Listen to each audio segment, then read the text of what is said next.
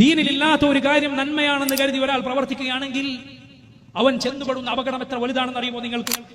അല്ലേ നബി സല്ലല്ലാഹു അലൈഹി വസല്ലമയുടെ ജന്മദിനം ആഘോഷിക്കുക, ഇല്ലാത്ത ദിക്റുകൾ ചൊല്ലുക, ഇല്ലാത്ത സലാത്തുകൾ ഉണ്ടാക്കുക, നാരിയത്ത് സലാത്ത് പോലെ, താജു സലാത്ത് പോലെ, കൻസുൽ അർശി സലാത്ത് പോലെ, റാത്തീബുകളും അതുപോലെ മൗലിദുകളും ഹദ്ദാദുകളും പോലെയുള്ള കാര്യങ്ങൾ അവൻ അറിഞ്ഞോ അറിയാതെയോ വാദിക്കുന്നത് ഒന്നുകിൽ ഈ ദീൻ പരിപൂർണമല്ല എന്നാണ്, അല്ലെങ്കിൽ ഈ ദീൻ മുഴുവനായി എത്തിച്ചു തരാതെ അല്ലാഹുവിന്റെ റസൂൽ സല്ലല്ലാഹു അലൈഹി വസല്ലം നമ്മോട് വഞ്ചന കാണിച്ചു എന്നാണ്. സുബ്ഹാനല്ലാഹ് വൽ ഇയാദു ബില്ലാഹ്.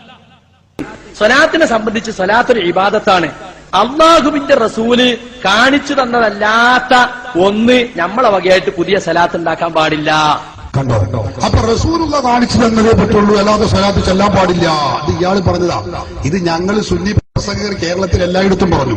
ചാലിയത്തും ഞാനിത് വെച്ചു.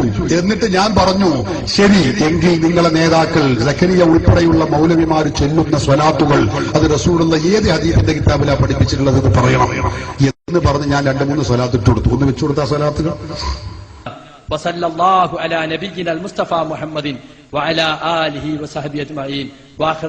ശരി, ഈ സ്വലാത്ത് ഏത് ഹദീസിന്റെ കിതാബിലുള്ളത് എന്ന് ചോദിച്ചു. ഉത്തരവില്ല. ടിപിയും എപിയും അവരുടെ നേതാക്കളാ ആ സ്വലാത്ത് അതിലുണ്ടോ? ഒന്ന് വെച്ചു കൊടുക്ക്. അവർ ചൊല്ലിയ സ്വലാത്ത് ഏത് ഹദീസിന്റെ കിതാബിലുണ്ട്?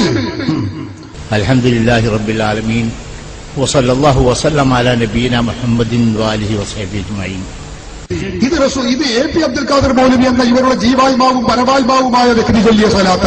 ഈ സ്വലാത്ത് ഏത് ഹദീസിന്റെ കിതാബിലാ ഉള്ളത്? സക്കരിയ പറഞ്ഞത് എന്താ? ഹദീസിന്റെ കിതാബിൽ കാണിച്ചു തരണം. റസൂല് പറഞ്ഞതേ ചെല്ലാൻ പറ്റുള്ളൂ, അല്ലാതെ ചെല്ലാൻ പറ്റില്ല എന്നല്ലേ?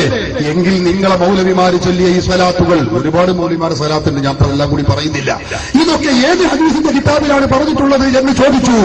സക്കരിയ ചാലിയത്ത് വന്നപ്പോ 1-ാം തവണ വന്നപ്പോ മുണ്ടിയില്ല. 2-ാം തവണ ഞാൻ വീണ്ടും വലിച്ചിട്ടു, വിട്ടില്ല. 3-ാം തവണയും ഞാൻ ഇത് പറഞ്ഞു, മറുപടി പറഞ്ഞില്ല. അവസാനം സക്കരിയ വന്നുകൊണ്ട് എന്റെ മുമ്പിൽ അവിടെ അയാൾ പത്തി മടക്കിക്കൊണ്ട് പറഞ്ഞു, സ്വലാത്ത് ചൊല്ലുമ്പോ ഏത് ഭാഷയിലുമാവാം, ഏത് രൂപത്തിലുമാവാം, ഒരു കുഴപ്പവുമില്ല. കേട്ടോളൂ നിങ്ങൾ സക്കരിയ സലാഹി അവിടെ വെച്ച് പറഞ്ഞത് നിങ്ങളൊന്ന് കേട്ടോളൂ. മൗലവിമാരെ കൂടി ഞങ്ങൾ ഏത്തമിടിയെന്ന് പറയുന്നത് വെറുതെയല്ല, പ്രമാണങ്ങൾക്ക് മുമ്പിൽ ഇവിടത്തെ മുജാഹിദ് മൗലവിമാർക്ക് പിടിച്ചു നിൽക്കാൻ കഴിയില്ല എന്നതിന്റെ വ്യക്തമായ തെളിവാണിത്. കേട്ടോളൂ നിങ്ങൾ. അയാൾ പറയട്ടെ. സക്കരിയ സലാഹി പറഞ്ഞു, എന്താ പറഞ്ഞത്?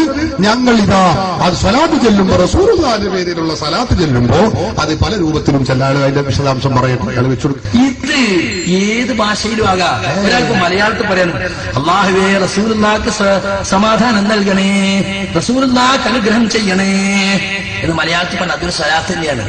ഒരു തെറ്റില്ല അതില്.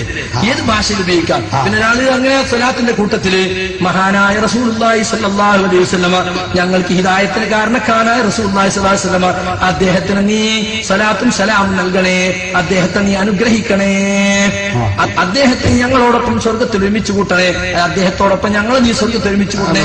ഒരാൾ പറഞ്ഞ അതിലൊക്കെ സ്വലാത്തിന്റെ വചനങ്ങളുണ്ട്, ഒരു പ്രശ്നമല്ല.